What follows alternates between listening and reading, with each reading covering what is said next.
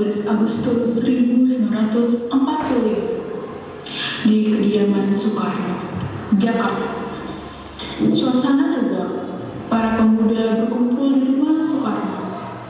Wikana dan Chairul Saleh berusaha membujuk Soekarno untuk segera memproklamasikan kemerdekaan.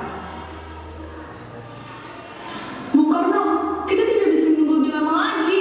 Jepang sudah menyerah. Sekarang saatnya kita memproklamasikan kemerdekaan. Aku mengerti semangat kalian, tetapi kita harus berhati-hati. Kemerdekaan bukan sekedar berteriak merdeka di jalanan. Ini menyangkut nasib bangsa. Tapi Bu, jika kita menunda, ada kemungkinan Jepang akan kembali mengendalikan keadaan. Ini momen yang tepat. Aku setuju bahwa kita harus merdeka, tapi jangan terburu-buru. Kita harus membuat ini dengan PPKI. PPKI itu buatan Jepang. Jika kita menunggu, bisa jadi mereka malah mengulur waktu dan menunda kemerdekaan.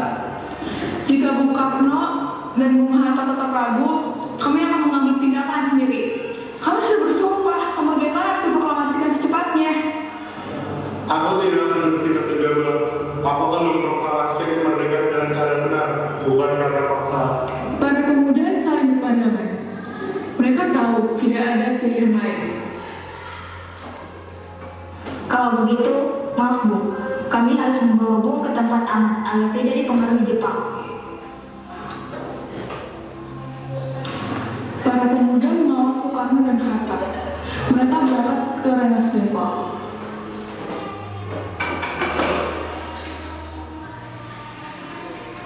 Pagi 16 Agustus 1945 di Rengas Dengklok, Karawang. Soekarno dan Hatta tiba di Rengas Dengklok, dijaga oleh tentara kota. Soekarno terlihat tenang, tetapi Hatta sedikit gelisah. Kenapa kalian mau kami ke tempat ini? Agar Bung tidak dipengaruhi Jepang. Kami ingin memastikan bahwa proklamasi dilakukan tanpa campur tangan mereka.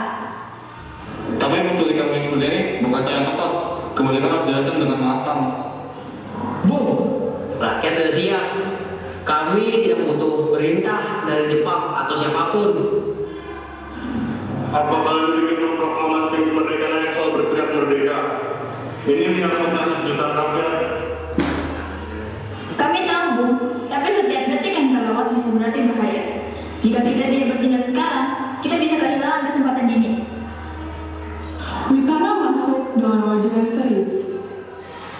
Bung Karno, Bung Hatta, saya sudah berbicara dengan para pemuda. Saya berjanji, proklamasi akan dilakukan besok di Jakarta. Kami tidak mau janji kosong, kami ingin kepastian. Aku memberikan jaminan atas nama rakyat Indonesia. Jika besok tidak ada proklamasi, aku siap bertanggung jawab. Soekarno menatap Hatta. Setelah berpikir sejenak, mereka mengangguk. Baiklah, kami akan kembali ke Jakarta. Tapi ingat, semua harus berjalan sesuai dengan rencana yang matang. Para pemuda saling berpandangan, lalu akhirnya setuju. Mereka pun kembali ke Jakarta. Malam 16 Agustus 1945, kembali ke Jakarta. Rumah Laksamana, Maeda.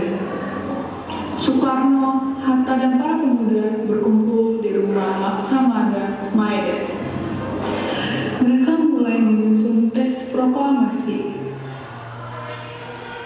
Kita harus membuat teks yang singkat, padat, dan jelas. Kita mulai dengan kalimat yang menegaskan kemerdekaan. Para tokoh mulai menulis teks proklamasi. Soekarno kemudian mengusulkan agar Soekarno dan Hatta saja yang menandatangani, bukan seluruh anggota PPKI. Agar lebih tegas, biarkan Bung Karno dan Bung Hatta yang menandatangani. Ini kemerdekaan rakyat, bukan buatan Jepang. Baiklah, aku dan Bung Hatta akan menandatanganinya. Teks proklamasi akhirnya selesai ditulis. Semua merasa lega dan bersiap untuk membacakannya di keesokan harinya. 17 Agustus 1945. Pembacaan proklamasi di Penggangsaan Timur nomor 56. Soekarno berdiri di depan mikrofon, dikelilingi oleh para pejuang dan rakyat.